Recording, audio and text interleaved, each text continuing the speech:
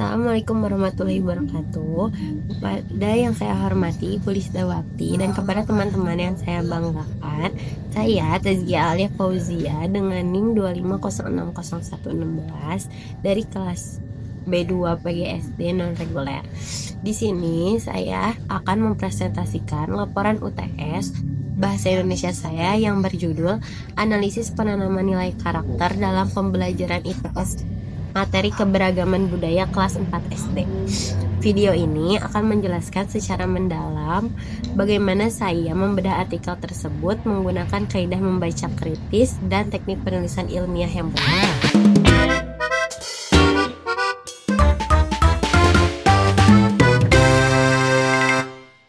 Tahap yang pertama yaitu tahap SQ3R, yaitu Survey, Question, Read, Recite, dan Review. Langkah pertama, saya tidak langsung membaca secara keseluruhan. Saya menggunakan strategi membaca aktif. Saya mulai dengan preview teks untuk cari tahu metodenya, lalu membuat pertanyaan awal seperti bagaimana sih cara guru menanamkan nilai toleransi di kelas?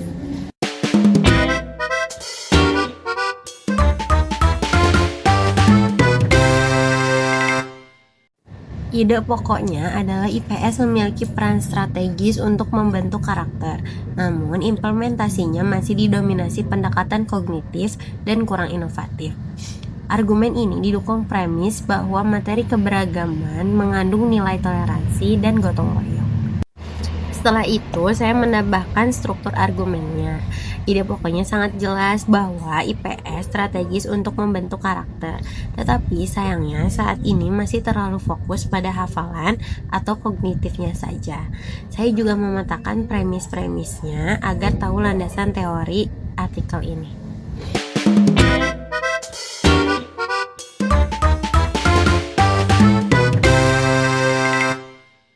Di bagian 4.3 ini, kita menganalisis data sekunder dari Google Scholar. Meski sumbernya mutakhir, analisisnya masih bersifat deskriptif dan belum menggunakan pendekatan sistematik literatur review yang ketat.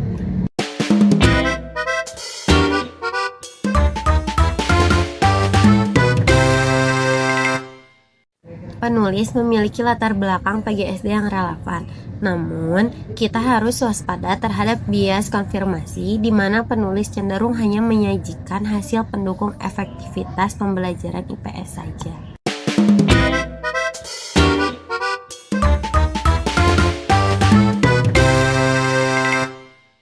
Hasil perbandingan dengan 10 peneliti lain menunjukkan adanya kesenjangan antara teori dan praktik di lapangan, di mana sebagian besar penelitian masih minim data empiris.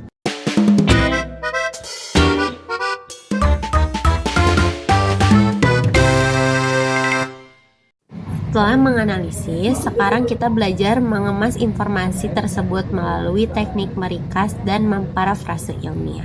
Dalam meringkas, kita hanya mengambil poin relevan seperti metode studi literatur dan kendala implementasi, sembari membuang uraian teknis yang terlalu rinci.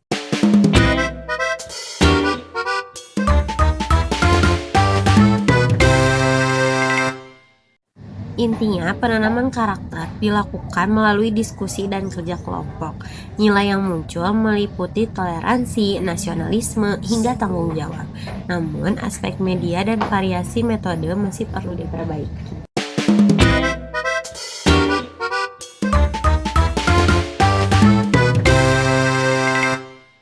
Setelah itu, saya memparafrase bahwa IPS bukan sekadar transfer ilmu pengetahuan sosial, melainkan media pembentukan sikap agar siswa mampu hidup harmonis dalam keberagaman masyarakat.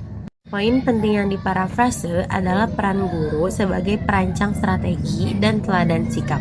Tanpa inovasi guru, nilai karakter hanya akan berhenti pada tataran konsep saja.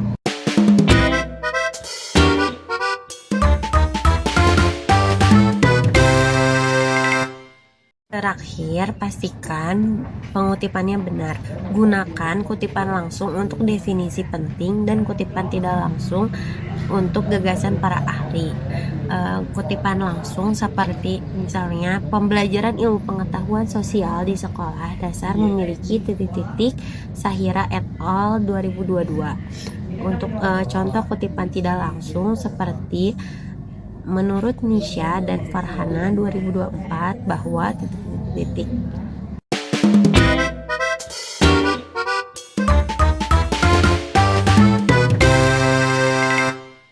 Terakhir yaitu bagian terpenting 5.5 mengenai integritas akademik. Di sini saya berkomitmen menghindari plagiarisme melalui 4 langkah. Yang pertama, parafrase substansial, yang kedua, akurasi sitasi, yang ketiga, pembedaan kutipan, yang keempat, validasi mandiri. Kesimpulannya, pembelajaran IPS harus lebih kontekstual dan berbasis pengalaman nyata agar karakter siswa terbentuk maksimal. Saya Tezgi Alia Fauzia, terima kasih.